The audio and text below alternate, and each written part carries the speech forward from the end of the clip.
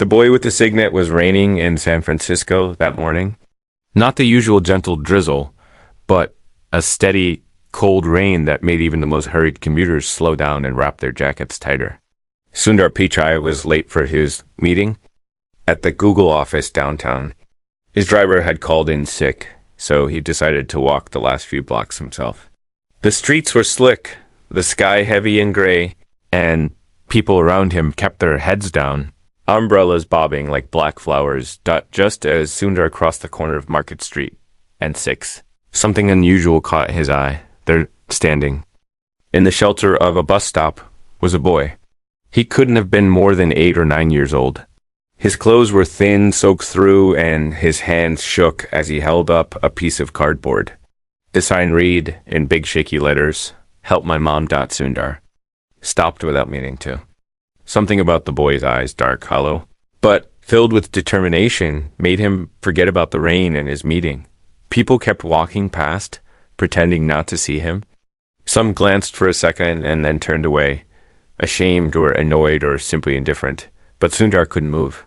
He was staring at the boy, and the boy was staring right back at him. "What's your name?" Sundar asked quietly, stepping closer. The boy hesitated, lowering the sign slightly. "Milo," he whispered. "Where's your mom?" Sundar asked Milo, swallowed hard and glanced toward the alley behind him. She's sick. She can't get up. Please, can you help her?" "Please?" Sundar felt something heavy settle in his chest. He had seen poverty before. He had grown up with little himself in India, but something about this boy standing here alone in the cold made his heart ache. Without thinking, Sundar nodded. "Show me," he said. Malo's eyes lit up with a faint hope, and he turned quickly, leading Sundar into the narrow alley. The air smelled of wet concrete and old trash. A few rats scurried out of sight as they passed piles of cardboard boxes and broken furniture. At the very end of the alley, under a torn blue tarp, lay a woman. She was curled on her side, coughing so hard it made Sundar wince. Her skin was pale and her lips were cracked. Milo knelt beside her and touched her shoulder, gently. "Mama." "This man is going to help." Sundar crouched down next to them. "Ma'am," he said softly. "My name is Sundar. Can you hear me?" The woman opened her eyes just barely and tried to speak, but her voice was weak and raspy. "He's my boy. Milo. It's okay," Sundar said, placing a reassuring hand on her arm. "We're going to get you some help." He pulled out his phone, about to call an ambulance, when the woman suddenly grabbed his sleeve. Her grip was surprisingly strong. "No," she whispered. "Please, no hospitals."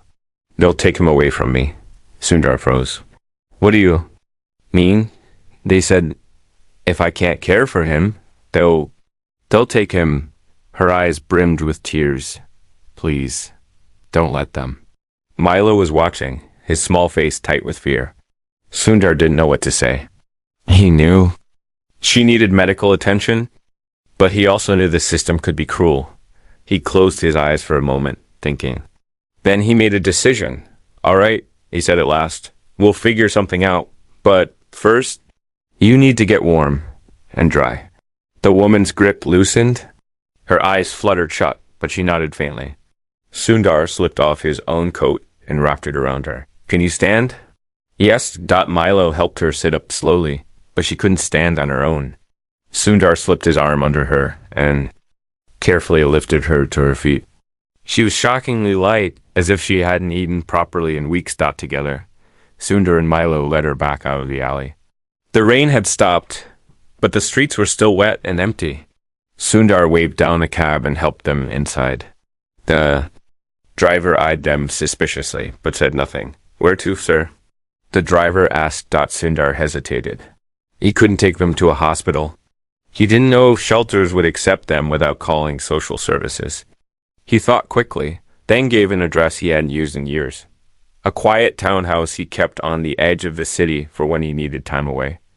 The ride was silent, except for the woman's soft coughing and Milo's whispered reassurances.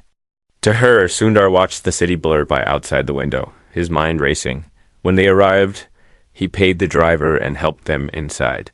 The house smelled of dust and wood polish, but it was warm and quiet. He settled the woman onto the couch, found some blankets, and turned the heat up. Milo sat by her side, clutching her hand. "Thank you," the boy said softly. "You didn't have to help us." Sundar smiled faintly. "I know," he said, "but someone once helped me when I needed it most." The woman opened her eyes and looked at Sundar with a faint gratitude. "You're a good man," she murmured. Sundar shook his head. "Just a man who's seen enough to know better than to walk away." But as he watched them huddle together on the couch, he couldn't shake a strange feeling growing in his chest. Something about this boy and his mother didn't quite add up. She was clearly very ill, but there was more something in her eyes. Something in the way she kept glancing toward the window as though she was afraid of being followed. "Milo," Sundar said gently, "do you have any other family? Anyone else who can help you?" Milo shook his head quickly. "No, it's just us. It's always been just us." Sundar nodded slowly, though his unease deepened. That night, after they fell asleep on the couch, Sundar sat alone at the kitchen table, staring at the rain streaking down the window. He pulled out his phone and typed a message to his assistant, asking her to cancel his meetings for the next 2 days. Then he opened a browser and began to search for information about missing persons, shelters, anything that might help him understand who they really were. And then he froze. On one of the news sites, a headline caught his eye: "Mother and son missing. After escaping from abusive partner. Police say they may be in danger." Below the headline were 2 photographs. The boy and the woman. Milo and his mother. Sundar's hands tightened around his phone, so they weren't just homeless. They were running from someone. Just then, he heard a soft noise behind him. He turned to see Milo standing in the doorway, clutching his blanket. His face was pale. "You saw, didn't you?" Milo whispered. Sundar didn't know what to say, so he just nodded. Milo single quotes, S eyes welled up. "Please, don't send us back. He'll hurt." He said he'd find us. Sundar swallowed hard, torn between his instincts to protect them and the knowledge that the police might already be looking for them. Before he could answer, the silence was shattered by a loud knock at the door. 3 sharp, heavy knocks. Sundar and Milo froze, their eyes meeting. Then came a voice from outside. "Open up. We know you're in there." Milo's face drained of color. "It's him," he whispered. Sundar's blood ran cold. He moved quickly, motioning for Milo to stay quiet. He peeked through the peephole and saw a man in a dark coat standing on the porch. His fists clenched, his eyes wild. "Open the door." The man shouted, pounding again, "I know you have them in there." Milo ran to his mother, who was stirring awake, her eyes full of fear. "Mama." "He found us," Milo said, his voice breaking. Sundar's mind raced. He didn't know how the man had tracked them here. He didn't know how much time they had, but he knew one thing. He wasn't going to let that man hurt them. Not here. Not while he was alive. And as the knocking grew louder, and the man outside began to shout threats, Sundar locked eyes with Milo and whispered, "Trust me, I won't let him take you." But inside, his heart was pounding, because he knew this was just the beginning. Asterisk the broken window for a moment after the glass shattered. The world went quiet. Sundar stood completely still in the middle of the kitchen, feeling every beat of his heart hammer through his chest. Outside, the rain had slowed to a faint drizzle, but inside the air was thick with fear. Tiny shards of glass sparkled on the floor near the back door, and a cold wind swept through the room, carrying the faint smell of smoke and damp concrete. Milo was clutching his mother, who was trying to sit up now, despite her weakness, her eyes darting toward the noise with a wild, terrified look.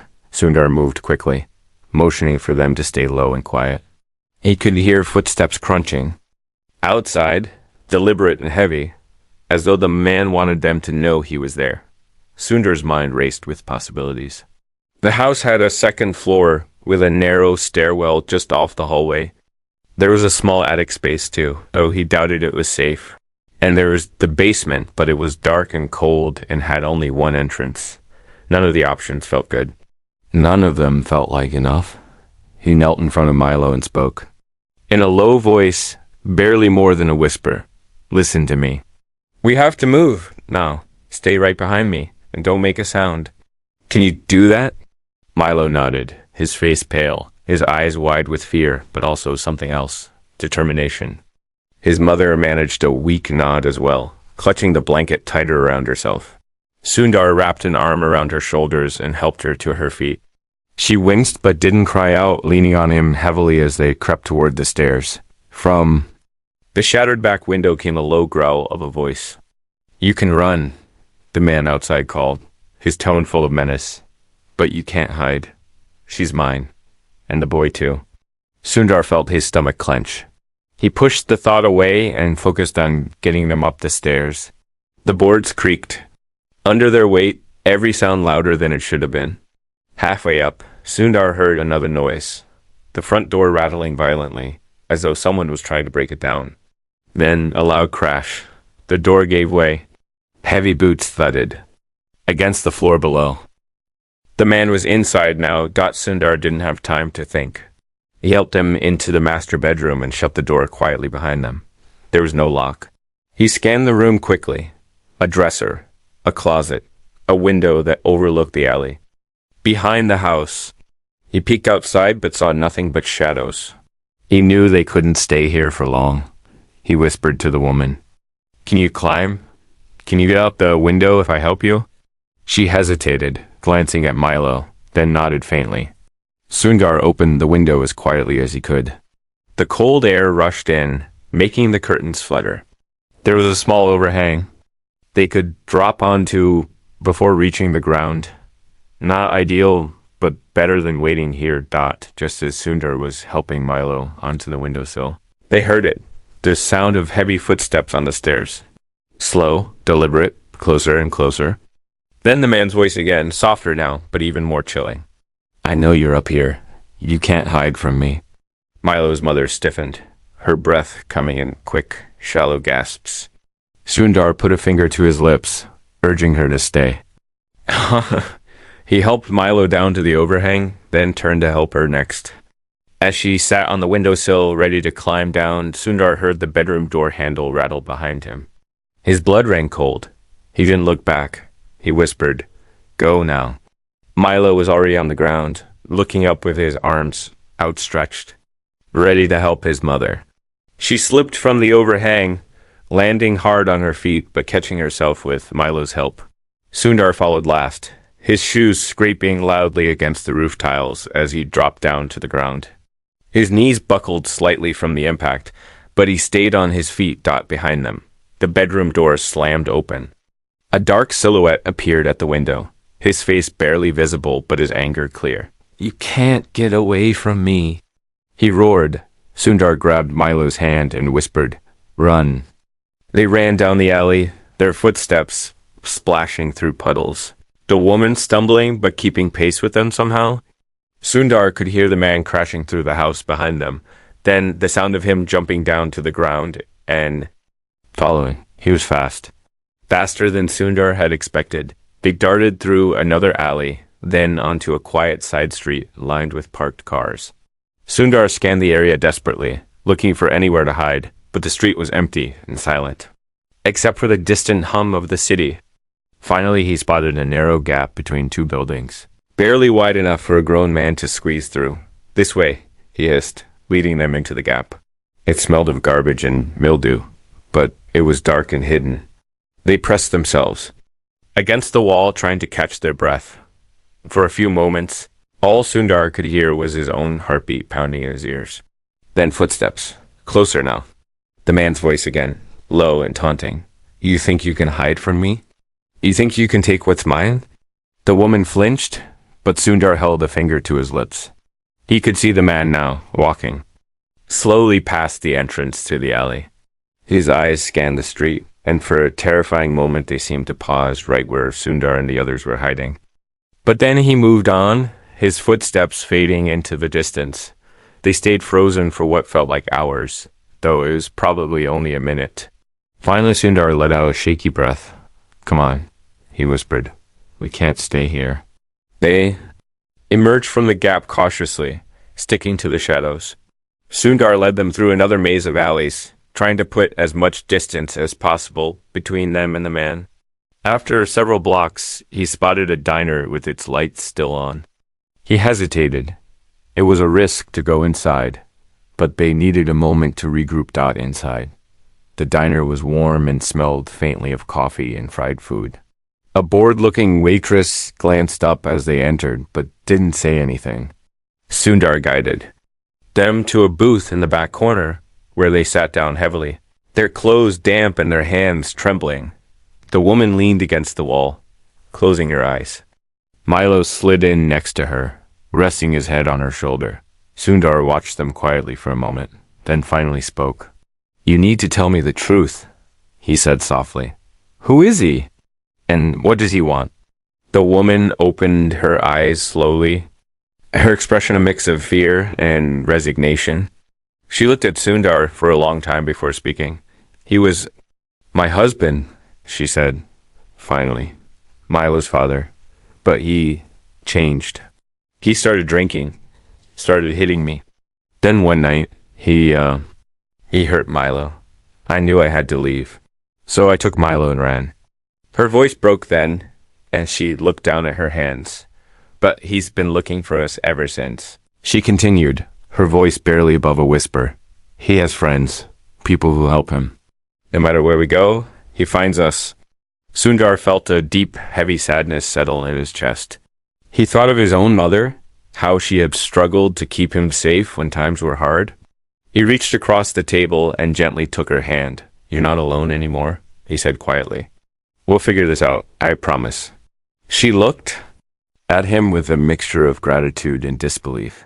Milo's eyes shone with tears, but he didn't speak. He just squeezed Sundar's other hand tightly. Just then, the waitress appeared with a pot of coffee. She poured them each a cup without asking, then leaned down and whispered something that made Sundar's blood run cold. "There's a man outside," she said softly. "Big guy. Looks angry. Keeps looking in here." Sundar froze. He could feel the woman's hand tighten in. He turned his head slightly and saw, through the foggy diner window, the dark silhouette of the man pacing back and forth on the sidewalk.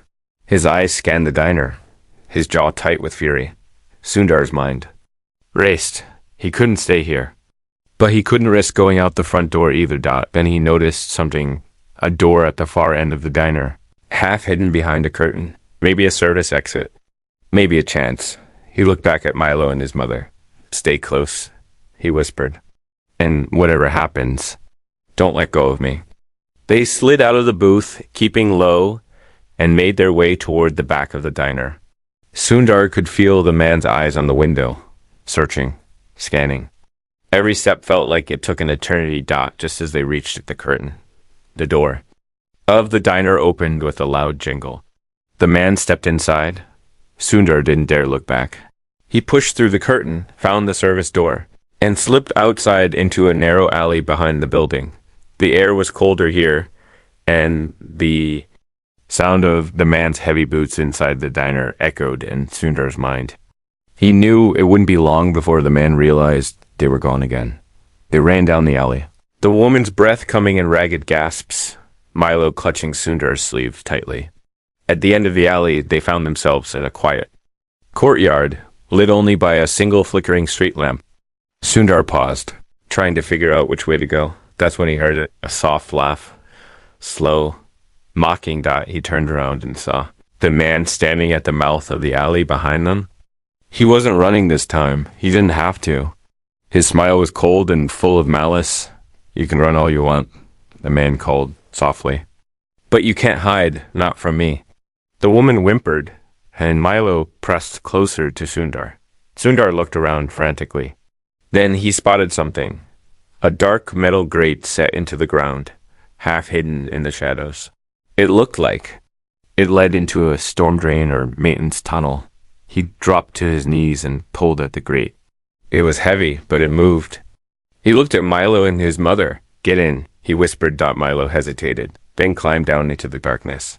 Sundar helped the woman follow, her legs shaking, her breath coming in sobs. Just as Sundar started to lower himself down, the man broke into a run, his footsteps thundering across the courtyard. "You're mine," he roared. Sundar pulled the grate back over the opening just as the man reached him. Their eyes locked for one long, breathless moment, fury meeting defiance. Then Sundar dropped into the darkness below, leaving the man's furious shouts echoing behind them. The tunnel darkness swallowed them the moment Sundar pulled the grate closed above their heads. The clang of metal echoed through the space, mingling with the furious shouts of the man above, now muffled but still sharp with rage. For a moment, Sundar simply crouched there, his hand pressed to the damp concrete wall, his breath loud in the silence. The air was cold and smelled faintly of rust, mold, and something else, something metallic. In the blackness, he could just make out Milo's small figure clinging to his mother's side. Her arm draped protectively around him even though she was shaking. "It's okay," Sundar whispered, more to himself than to them. "We're okay." But even as he said it, he wasn't sure it was true. The sound of the man above grew fainter, replaced by the low rush of water somewhere ahead. And then, softer still but unmistakable, footsteps. Not just behind them, fading away. Footsteps. Ahead of them, too. Slow, deliberate. Sundar's stomach tightened. The tunnels were supposed to be empty. Just drainage and maintenance shafts. But clearly, they weren't alone down here. He straightened and reached for Milo's hand, feeling the boy's small, cold fingers wrap around his. "Stay close," Sundar murmured. "Don't let go." They moved carefully, one step at a time, their shoes scraping over the gritty floor. The walls were damp and slick, and the ceiling so low in places Sundar had to duck. Above them, faintly, he could still hear occasional bangs and shouts. The man trying to find another way down, perhaps. But it was the noises ahead that worried him more. The footsteps, faint whispers of fabric moving. The sound of someone or several someone's breathing. Asterisk. The tunnel curved left, then right, and each turn made it harder to tell where the sounds were coming from. Sundar's eyes adjusted slowly to the dimness, and he began to make out vague shapes, pipes running along the walls, water trickling, in narrow channels on either side, and broken rungs of old ladders disappearing into the darkness above. He kept glancing back at Milo and his mother, who struggled to keep up. She stumbled once, her breath coming in ragged gasps, and Sundar caught her before she fell. "Just a little farther," he whispered. Though he didn't know if that was true, then the sound came again, closer now, footsteps ahead. "And this?" "Time." A voice low, hoarse, but clear enough. "You shouldn't have come down here." Sundar stopped. His heart thudded painfully in his chest. He strained to see in the darkness ahead, but could make out only the faintest silhouette. A figure, standing at the next bend in the tunnel. Milo whimpered softly and clung tighter to his hand. Sundar swallowed hard and spoke, his voice calm but firm. "We don't want trouble," he said. "We're just trying to pass through." The figure tilted its head slightly, as if considering this. Then it stepped back, melting into the shadows. Sundar hesitated, then moved forward slowly, keeping Milo and his mother behind him. Every step felt heavier than the last, the air growing colder and thicker. He turned the corner and saw nothing. The figure was gone, but the whispers remained, faint at first, then growing louder, overlapping, as though the walls themselves were murmuring secrets.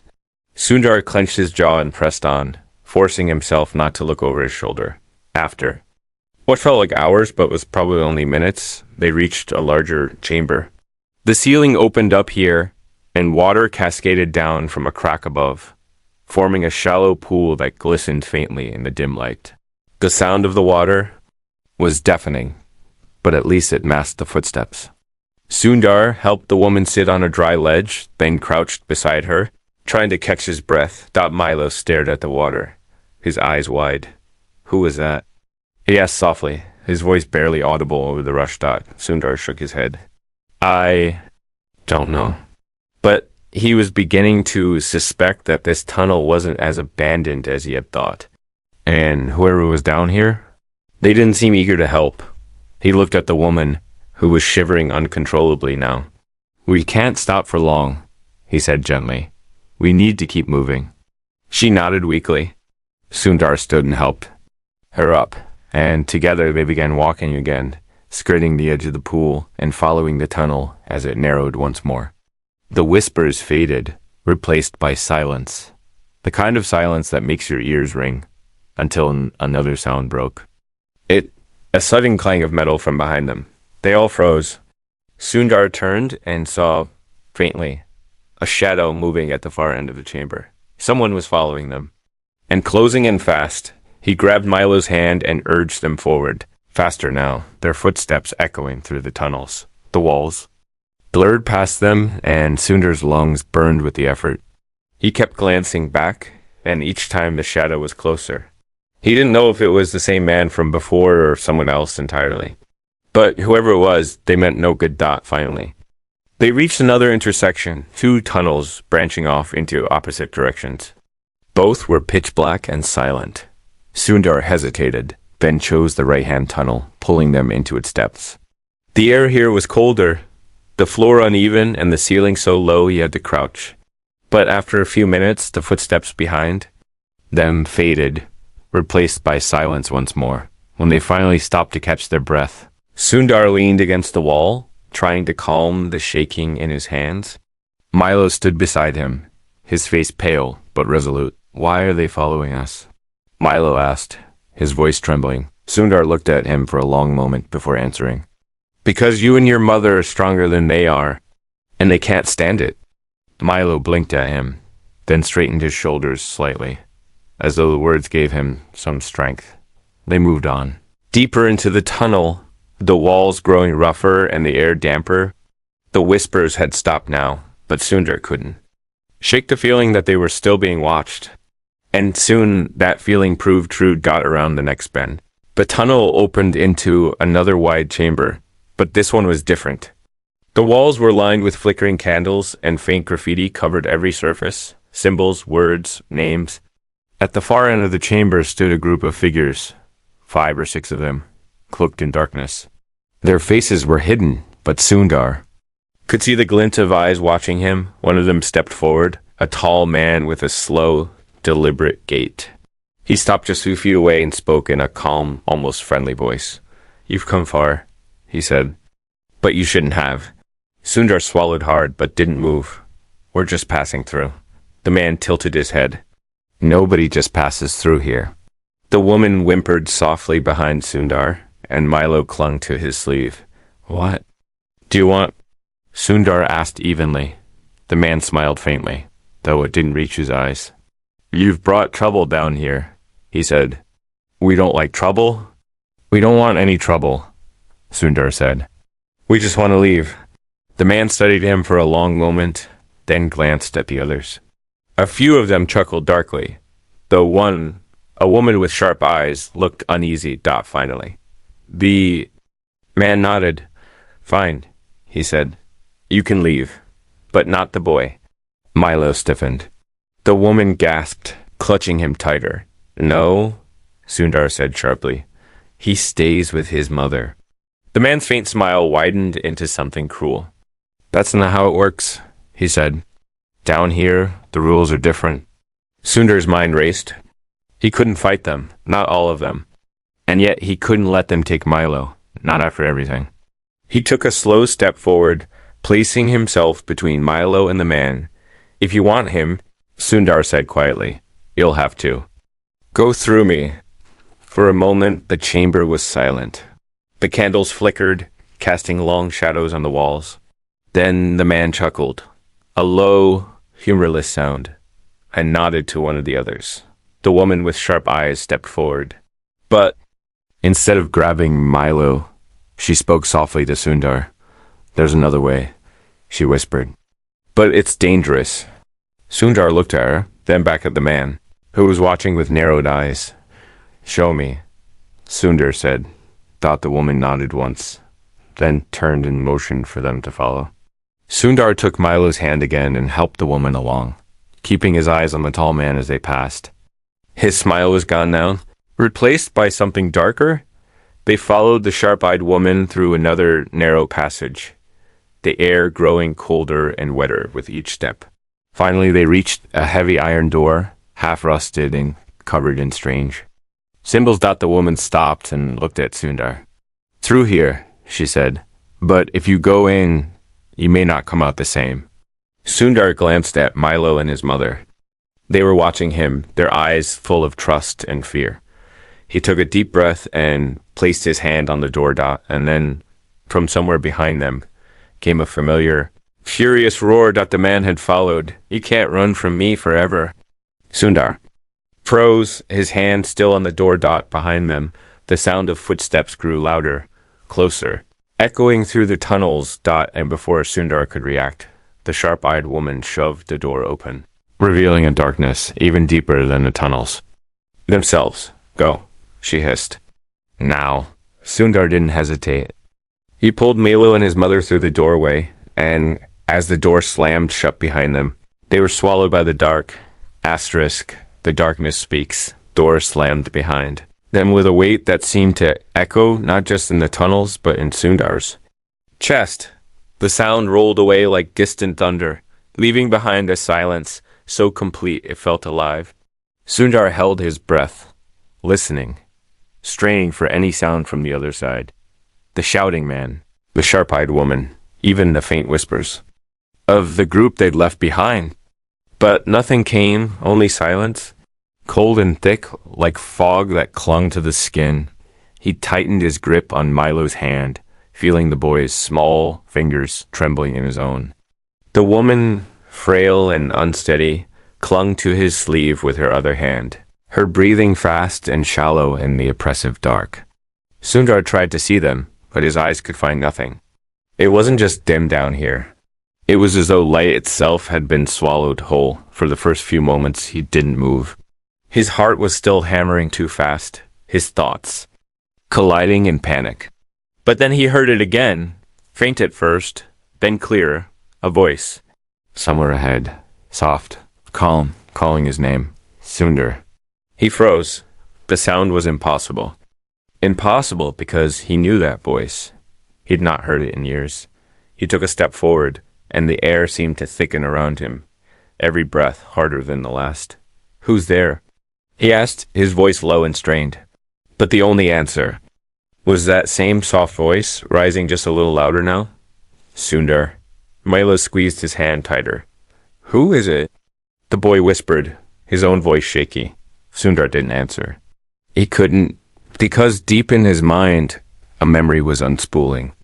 One he hadn't allowed himself to think of in decades.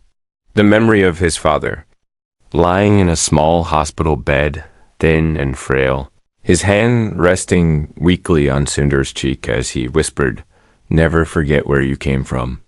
And now, in this impossible dark, it was his father's voice calling him. He felt his throat tighten, his breath catch. "It can't be," he whispered to himself. But the voice came again, softer still, but full of impossible familiarity. "You've come so far, but at what cost?" He felt Milo tug at his hand, grounding him. We should keep moving," Milo said. Though his own voice quivered, Sundar nodded slowly, forcing himself to look down at Milo even though he couldn't see the boy's face. "You're right," he said quietly. "We have to keep going." He helped the woman along, one slow step at a time, the ground beneath them uneven and wet. As they walked, he began to notice something strange, faint glimmers ahead, like fireflies trapped in tar, small points of light, flickering just out of reach. That vanished when he tried to focus on them. The air grew colder still, but it carried with it a faint scent of earth and stone, like the smell of a monsoon back home. And then the voice changed. It wasn't his father anymore. It was his mother. Soft and kind, but tinged with sadness. "You carry so much," it said, "but you can't carry everything." He stopped walking. The words sank into him like stones in water. His knees felt weak, and he had to steady himself against the damp wall. He closed his eyes, though it made no difference in the dark, and shook his head slowly. "You're not real," he whispered. "None of this is real." But then Milo's small voice broke through the silence, sharp and insistent. "Sundar, look." He opened his eyes. Ahead of them, The darkness was beginning to change. It was no longer just empty blackness. It rippled now, like water disturbed by a stone. Faint shapes began to emerge. Doorways, windows, stairs leading nowhere. Impossible architecture that shifted and shimmered, as though the darkness itself was alive. And in the center of it all stood a figure. It was tall, draped in what looked like long, tattered cloth that fluttered in a wind Sundar couldn't feel. Its face was hidden, but its presence filled the chamber like a weight on his chest, and it spoke not in a voice, but in a feeling that pressed into his mind. Leave the boy. And you may go. The words froze him where he stood. Milo clutched his hand tighter, and Sundar felt the boy's fear radiating through his skin. He swallowed hard and forced himself to stand straighter. No, he said, his voice breaking but steady enough. He stays with me. The figure didn't move, but the air around them grew colder. The flickering shapes around the chamber darkened, and the ground beneath them cracked faintly. The presence pressed harder into his mind. He is not yours to keep. Sundar felt his breath catch in his throat. He is now, he said quietly. Milo's mother gasped faintly behind him, her strength almost gone. Sundar turned just enough to see her slump to the ground, her face pale and slick with sweat. He knelt quickly, pressing a hand to her forehead. She was burning up now, her breathing shallow and uneven. Panic flared in his chest. He had to get them out.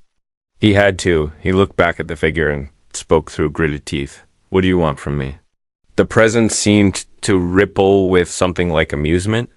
Everything you are, everything you were, everything you could be. Sundar shook his head. You can't have it. The figure tilted its head slightly, and the space around them grew darker still. Sundar could feel the air being pulled from his lungs, the weight of the choice pressing down on him. He could let go of Milo, walk away, save himself. Or he could stand here, defy whatever this was, and risk everything. He thought of the boys. Hand in his. He thought of the woman's eyes, full of quiet pleading.